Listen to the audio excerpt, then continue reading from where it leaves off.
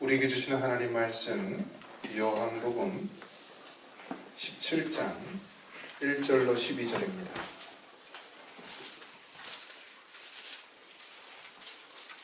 요한복음 17장 1절로 12절 말씀.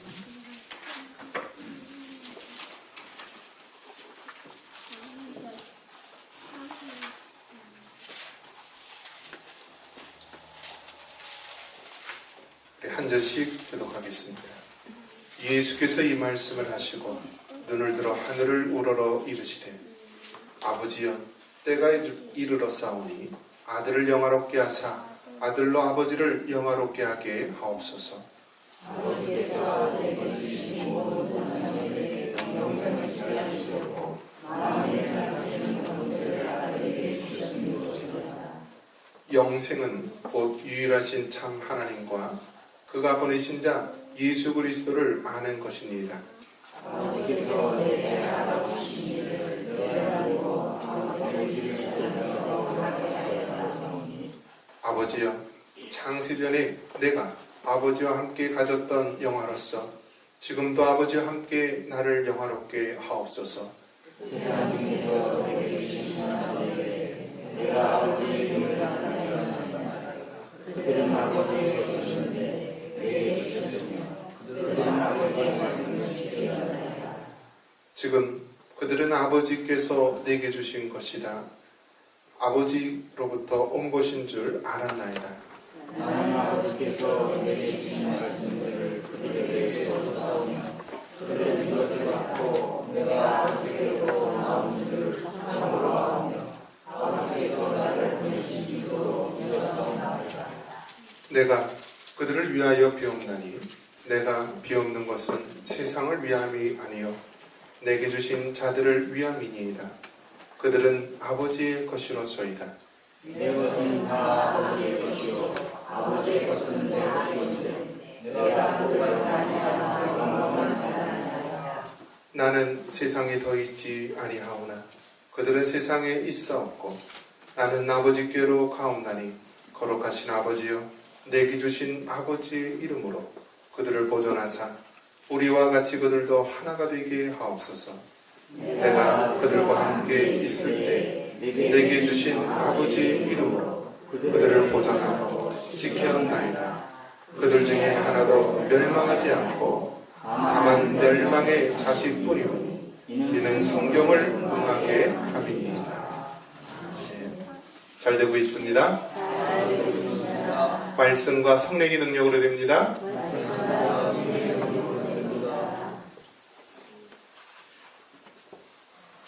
한번 따라해 보겠습니다. 예수님의 대제사장적 기도.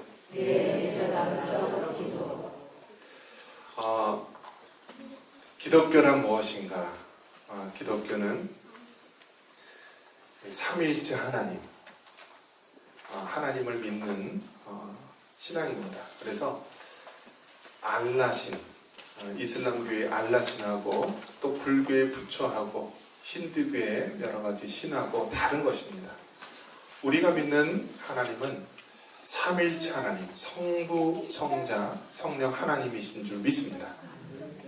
그리고 이 예수님, 하나님이시면서 또 참된 사람이신 하나님, 예수님을 믿습니다. 그래서 기독교 신앙에서는요, 삼위일체 하나님을 믿고 또 예수 그리스도를 통한 이 구원의 역사를 믿습니다. 그 중에서 이 예수님에 대해서 우리가 이야기할 때 예수님의 삼중직이라고 해서 세 가지 중요한 직책이 있다라고 말하고 있습니다. 이 삼중직이 무엇인가 한번 따라해 보겠습니다. 왕, 제사장, 선지자. 그래서 예수님은 세 가지 중요한 직책이 있다. 그것은 무엇이냐면 첫째, 왕이시다. 그래서 왕은 무엇이죠? 왕은 주권이 왕에게 있는 것이고 또 모든 것을 다스리신다라는 것입니다. 우리가 예수님을 구주로 고백하는 순간 우리가 이제는 예수님을 우리 삶의 왕으로서 모시고 살아가는 것입니다. 나라를 이루는 것 세 가지가 있다라고 그랬죠. 국민이 있어야 되고요. 땅이 있어야 되고요. 또 하나가 무엇이 있어야 되죠? 주권이 있어야 되는 거예요. 주권이. 우리가 일본에 36년 동안 식민 지배를 당했는데요. 그때 분명히 국민도 있었죠. 땅도 있었죠. 근데 무엇이 없었죠? 주권이 없었어요. 주권을 일본에게 빼앗겨서 우리가 나라 없는 서름을 굉장히 많이 당하지 않았습니까? 이처럼 나라를 이루는 데 있어서 국민과 땅과 주권이 필요한데 특별히 주권을 성경에서는 많이 이야기를 합니다. 그래서 우리가 하나님 나라 했을 때는 이 나라의 3요소 중에서 특별히 주권에 대해서 강조를 하는 것이고 하나님의 다스리심, 하나님의 주권이 우리 삶에 임하는 것이고 또 이 땅에 임하는 것임을 고백하는 것입니다. 그래서 예수님의 삼중직 있을 때 왕 있을 때 왕이신 예수님께서 우리 삶을 다스리시고 우리 삶의 주권이 하나님께 있음을 고백하는 것입니다. 두 번째가 뭐냐면 제사장입니다. 따라해 봅니다. 제사장이라고 했을 때 이스라엘 나라에게는 대제사장이 있어서요. 이 대제사장은 1년에 한 번씩 백성의 죄를 다 짊어지고 대속죄를 하게 됩니다. 그래서 그때는 하나님 이스라엘 백성들이 죄를 지었습니다. 이들의 죄를 용서해 주옵소서라면서 제물을 드리고 또 그러면서 대제사장이 하나님 앞에 죄를 용서하게 됩니다. 그 모습이 바로 이 예수님의 대제사장적 기도의 모습에 나와 있는 것입니다. 그래서 예수님은 제사장, 대제사장으로서 백성들의 죄를 하나님 앞에 고하면서 용서하기를 간구하는 것입니다. 다만 예수님의 차이점이 있다면요, 구약에서는 양이나 염소나 소나 이런 제물을 하나님께 드렸다라고 하지만 예수님께는 대제사장이면서 친히 자신이 제물이 되어서 십자가에 죽으신 것입니다. 그래서 예수님의 대제사장적인 그런 모습이 있고요.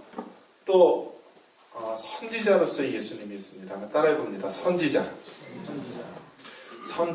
이 사람은 하나님의 말씀을 백성에게 전하는 그러한 역할을 하는 것입니다. 그 당시에는 이 완성된 성경이 있기 전이죠. 그리고 하나님께서 항상 선지자들을 통하여서 하나님의 사람들을 통하여서 하나님의 말씀을 전하였습니다. 그래서 예수님은 우리의 선지자가 되신다. 즉 하나님의 말씀을 백성들에게 전하는 역할을 하는 것입니다. 오늘은 그 중에서도 두 번째 예수님의 대제사장적 기도다라는 것입니다.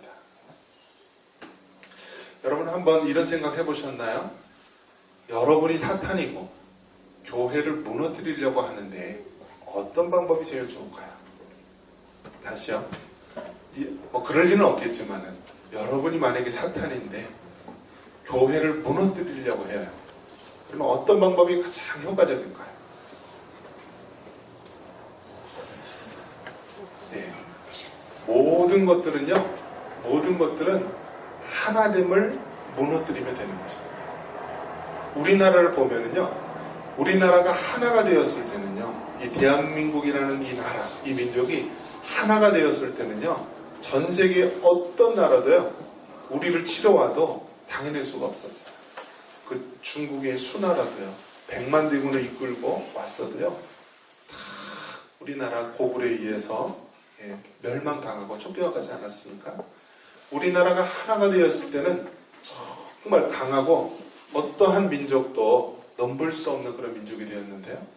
안에서 내부에서 하나가 되지 못하고 서로 싸우고 서로 물고 늘어지고 하면은요, 가만히 놔둬도 망하게 됩니다. 사탄의 술수가 뭐냐면은 이 땅에 있는 교회들을, 이 땅에 있는 하나님의 몸된 교회들을 하나 되지 못하게 하고 무너뜨리는 것임을 우리는 깨달아야 합니다. 자, 오늘은 이 예수님께서 이제 좀 있으면은 십자가에 달려 죽으시게 됩니다. 자, 제자들을 보니까 막막하죠.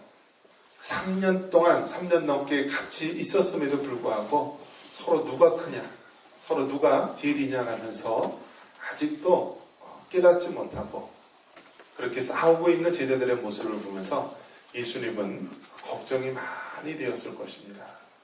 그런 와중에서 예수님께서는 제자들의 발을 씻기면서 너희들은 서로 섬겨주고 서로 낮아지는 것이 서로 높임을 받는 거다 하면서 친히 선생님 되신 예수님께서 제자들의 발을 씻기면서 섬김의 모습을 보여주셨습니다.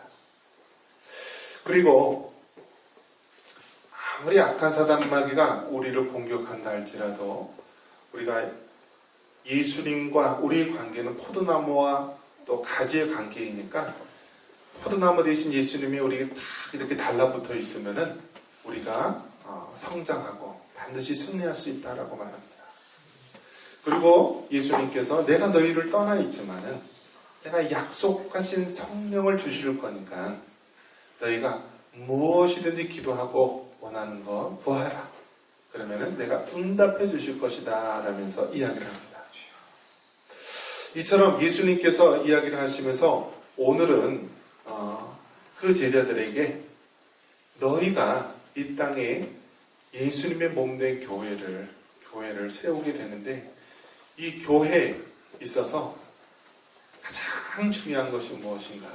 이 하나됨에 대해서 말씀을 해주고 있습니다. 자, 우리 11절 말씀 한번 같이 한번 읽겠습니다. 나는 세상에 더 있지 아니하오나 그들은 세상에 있사옵고 나는 아버지께로 가옵나니 거룩하신 아버지여 내게 주신 아버지의 이름으로 그들을 보존하사 우리와 같이 그들도 하나가 되게 하옵소서. 한번 따라해 봅니다. 우리와 같이 그들도 하나가 되게 하옵소서. 할렐루야. 여러분 예수님께서 뭐라고 얘기하냐면 우리와 같이 하라고 이야기를 합니다. 우리는 누구를 얘기하는 걸까요? 삼위일체 하나님을 얘기하는 것입니다. 삼위일체 하나님은 성부, 성자, 성령 하나님이십니다.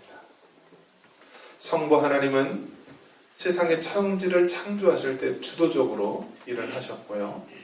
또 성자 예수님과 성령 하나님도 하나님의 창조 역사 속에 함께 하셨습니다. 또 성자 예수님께서는 친히 성육신하셔서 인간의 몸을 입으시고 이 땅에 오셨고 십자가에서 구원을 이루셨습니다. 그리고 그 당시에 성부 하나님과 성령 하나님도 함께 예수님의 십자가의 구원 사역에 함께 하셨습니다. 그리고 성령 하나님께서는 이 땅 가운데 하나님의 교회를 세우시고 각 사람이 구원이 완성되도록 끝까지 함께 하셔서 마침내 구원을 완성하시는 하나님이십니다. 그리고 마찬가지로 성부 하나님과 또 성자 예수님도 동일하게 함께 하시며 도와주시는 하나님이십니다. 그래서 성부, 성자, 성령은 그 권능과 영광이 동일하신 하나님이시다라는 것입니다. 할렐루야. 그래서 이 성부, 성자, 성령님은 그 권능과 영광이 동일하시는데요. 이것을 한마디로 삼위일체라고 합니다. 한번 따라해 봅니다. 삼위일체. 그래서 삼위일체는 성부, 성자, 성령 하나님은 하나님이시고 그 권능과 영광이 동일하신 하나님이다라는 것입니다. 그래서 이거를 삼위일체 혹은 영어로는 트리니티라고 합니다. 그래서 미국이나 외국에 가면은요 트리니티 신학교라고 있는데 이 트리니티라는 말이 삼위일체를 말하는 것입니다. 하나님께서 하나됨의 모습을 가장 잘 보여주셨다는 것입니다. 할렐루야. 그래서 우리가 하나됨 같이 즉 성부, 성자, 성령 이 하나님께서 하나가 된 같이 너희들도 하나가 되게 하옵소서. 그러면서 교회에서 여러 가지 중요한 요소가 있지만은요 가장 우리가 지켜야 될 덕목이 뭐냐면은 하나됨인 줄 믿습니다. 이 사탄은 끊임없이 이 하나됨에 대해서 깨뜨리려고 합니다. 우리 저 뒤에 있는 고린도전서 말씀, 같은 말, 같은 마음, 같은 뜻, 같은 열매라는 단어가 있습니다. 사탄은 끊임없이 하나님의 교회에서 같은 말을 쓰지 않고요, 여러 가지 말을 막 섞이게 하고 다투게 합니다. 분열을 시킵니다. 싸움을 시킵니다.